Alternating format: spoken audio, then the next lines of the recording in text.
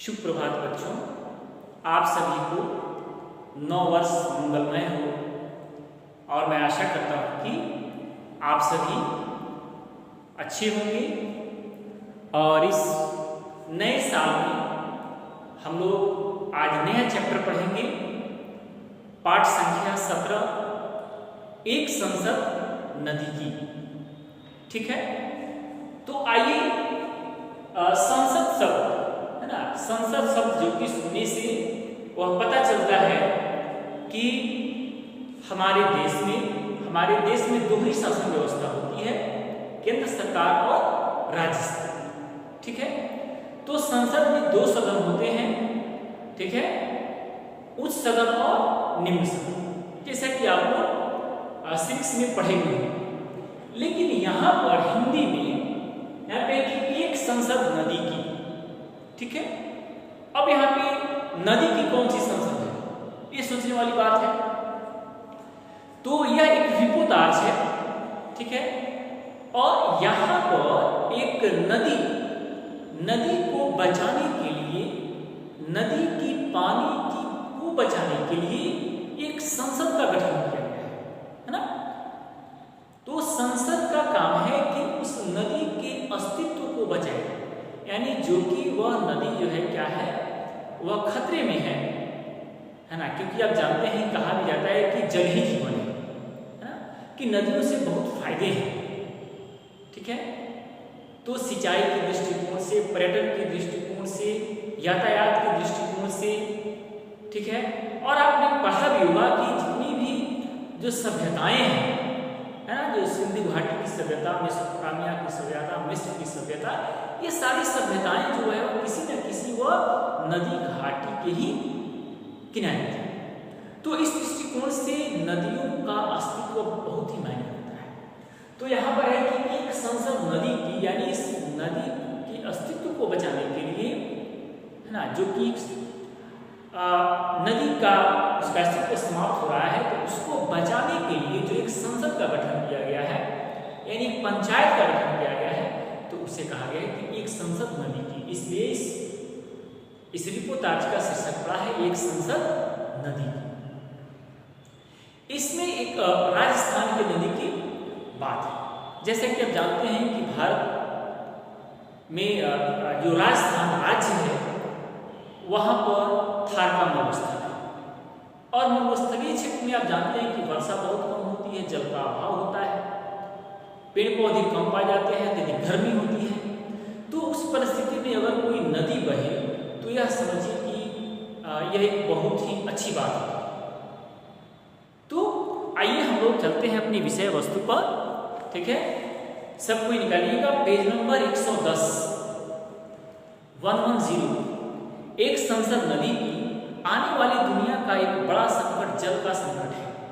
जाहिर सी बात है कि जल संकट एक बहुत ही विकट समस्या है। यदि हम जल को अगर संचित नहीं करेंगे, या यूँ कहें कि हम जल का अगर सदुपयोग नहीं करेंगे, तो आने वाली पीढ़ी के लिए बहुत ही मुश्किल घड़ी हो जाएगी। तो इससे निपटने के लिए जल का संरक्षण करना अत्यावश्यक है ना। अत्यावश्यक का मतलब होता है कि अति जो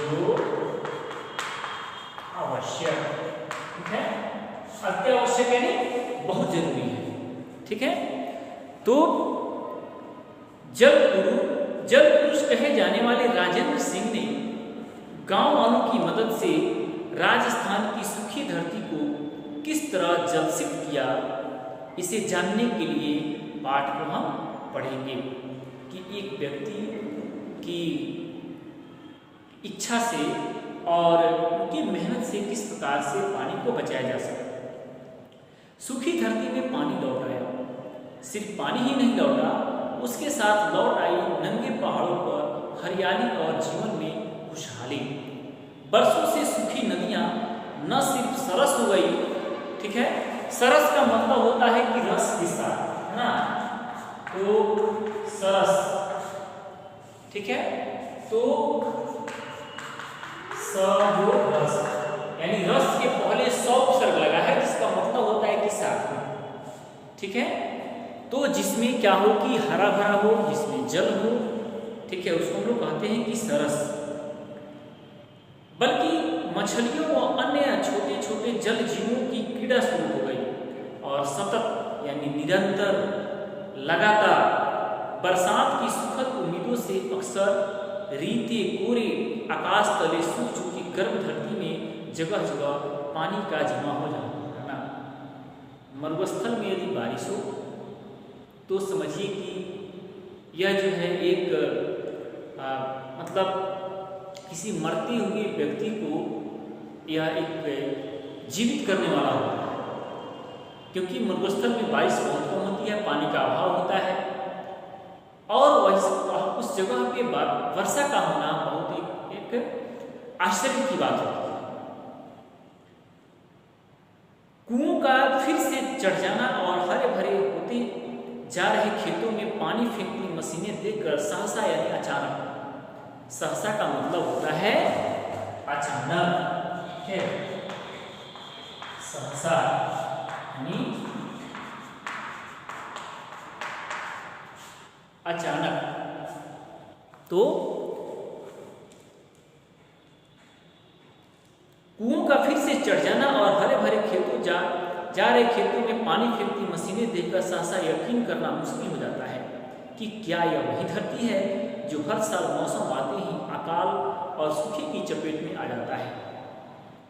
ठीक है, अकाल है ना, कि काल के पहले औ शब्द लगा है, ठीक है, और जो काल बराबर अकाल यानी जो समय से न हो। अकाल सूखा जब होता है, वर्षा नहीं होता है तो सूखा पड़ जाता है, अकाल आ जाता है। तो यहाँ पे कहा गया है कि वैसे जगह पे जहाँ पे जो मरुस्थलीय इलाका है, जहाँ पर पानी का अभाव है, और वैसे जगह में अगर बरसात हो रही है, अगर जल वातावरण हरा भरा है, नदियों में पानी है, तो यह बहुत ही खुशी की बात है। राजस्थान की धरती पर यह जल क्रांति एक दो नहीं करीब 15 सालों से कई संघर्ष और समाज की अथक मेहनत का नतीजा है। अथक का मतलब होता है कि बिना थकी हुई लगातार मेहनत करना। इस जल क्रांति को संभव बनाने में केंद्रीय भूमिका रही राजेंद्र सिंह की। ठीक है, राजेंद्र सिंह नाम की व्यक्ति की मेहनत से या इस नदी में क्या है, जल का प्रवाह हुआ। इनके प्रयासों की सुखद और अनूठी मिसाल है वे 5 नदियां जो 2 दशक पहले सूख गई थी, पर अब सदा नीरा का मतलब होता है कि हमेशा बहने वाली, है ना। तो 2 प्रकार की नदियां होती है, एक सदा नीरा, ठीक है, जो सदा नीरा का मतलब होता है कि हमेशा बहने वाली होती है। ऐसे हिमालय से निकलने वाली जितनी भी नदियां होती है वो सदा नीरा होती है, उसमें हमेशा पानी रहता है। क्यों? क्योंकि वह ग्लेशियर से मतलब हिमनद से जब हिमनद पिघलता है तो उससे वह पानी निकलता है। और जो विंध्याचल पहाड़ से जो नदियां निकलती है वह बरसात के समय तो पानी रहता है, लेकिन बाकी समय पानी सूख जाता है। पारंपरिक तरीके से जल प्रबंधन का अद्भुत उदाहरण पेश करती इन नदियों ने कितने ही गांवों की तस्वीर बदल कर रख दी है। अखरी, रूपारे, सरसा, भगानी और जहाज वाली नदी में फिर से बहता पानी इन गांवों के लोगों के जुझारू चरित्र का अद्भुत प्रमाण है। अलवर जिले में अपनी मेहनत से सूखी नदियों को फिर से पानीदार बनाने वाले गांव के मेहनतकश लोगों ने भी अपनी संपत्ति मान लिया है। ठीक है, राजस्थान में जिला है अलवर जिला।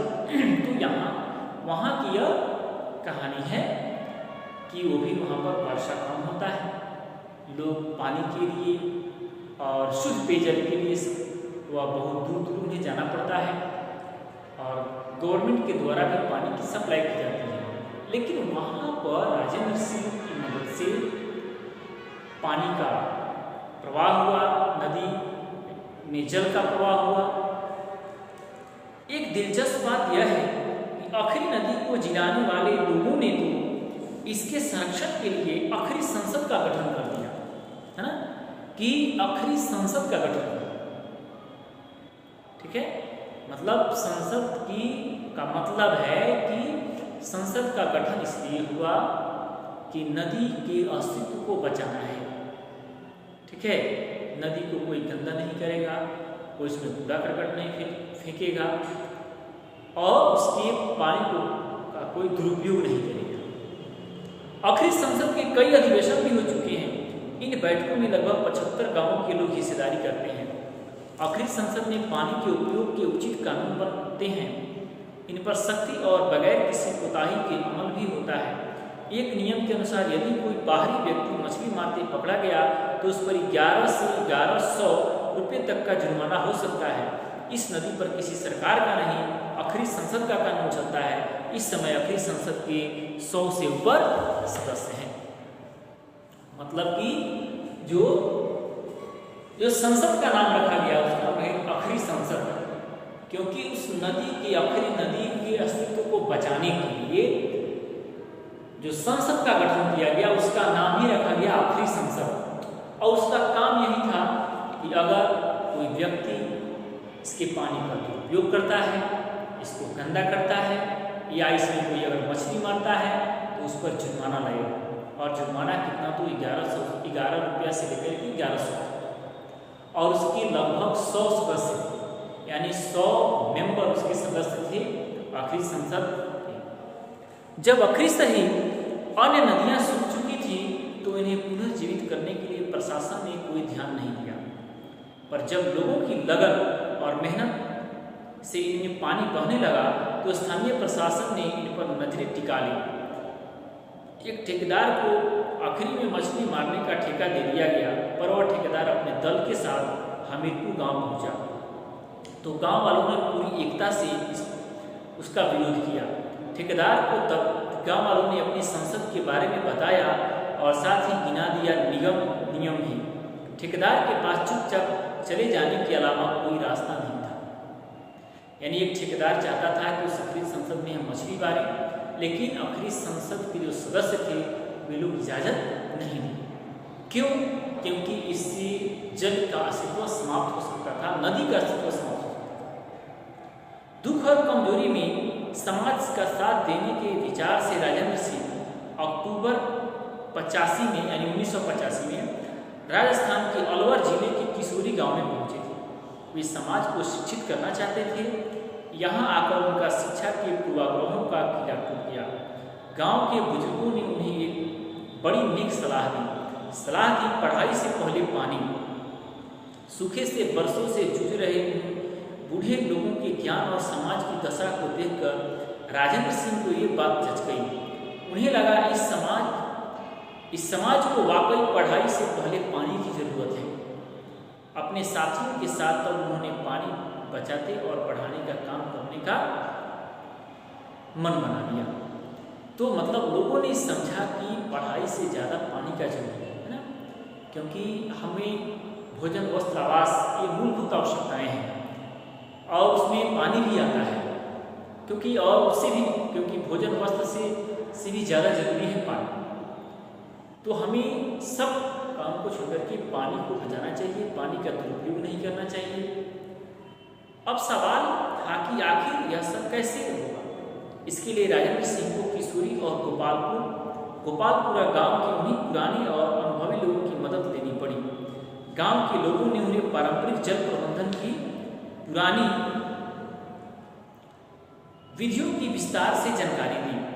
मशवरा सीधा साधा था, यानी राग मशवरा आपस में मिल करके कोई योजना बनाना कि छोटे छोटे बांध बनाए जाएं, सूख चुके कुएं बावड़ियों को गहरा कर उन्हें फिर से जीवित किया जाए। इसके साथ ही जोहड़ बनाए जाए। यानी ये जो भी संसद के सदस्य थे ये लोग आपस में राय मशवरा किए कि क्या किया जाए कि एक कुआं खोदा जाए और बावड़ी बनाया जाए, जोहड़ा बनाया जाए ताकि सिंचाई किया जा सके। ठीक है, नदियों को जिलाया जाए इत्यादि। सीधा गणित बरसाती पानी के प्रबंधन का था। प्रबंधन इस तरह से कि बारिश का पानी बहकर बेकार न जाए। उस पानी को छोटे छोटे बांध और इन्हीं कट बनाकर रोक दिया जाए। जब पानी रुकेगा तो वह धरती में समा जाएगा। इससे धरती के नीचे पानी सुरक्षित भी रहेगा और वह अंदर ही अंदर ढलान या नीचे की तरफ रिश्ता रहेगा। अब जमीन के अंदर पानी बना रहेगा और धीरे धीरे आगे या नीचे की ओर बहेगा तो आसपास के कुओं का जलस्तर उठेगा। सूखी धरती को पानी मिलने से हरियाली होगी और खेती भी की जा सकेगी। बस यही था जल प्रबंधन का पूरा शास्त्र जो गांव के लोगों ने समझाया। यानी ये लोग पूरी प्लानिंग कर लिए कि हम लोग को जल का उपयोग कैसे करना है, जल बर्बाद भी नहीं होगा और सिंचाई भी। बकौल राजेंद्र सिंह तब हमें यकीन आने लगा कि यदि ऐसा हो सका तो ग्रामीण समाज की दशा दिशा और हालात में जबरदस्त परिवर्तन आएगा। ग्रामीण जीवन के आधार कृषि और पशु ही तो हैं, दोनों होंगे और बचे रहेंगे तो लोगों का जीवन भी टूटने और बिखरने से बच जाएगा।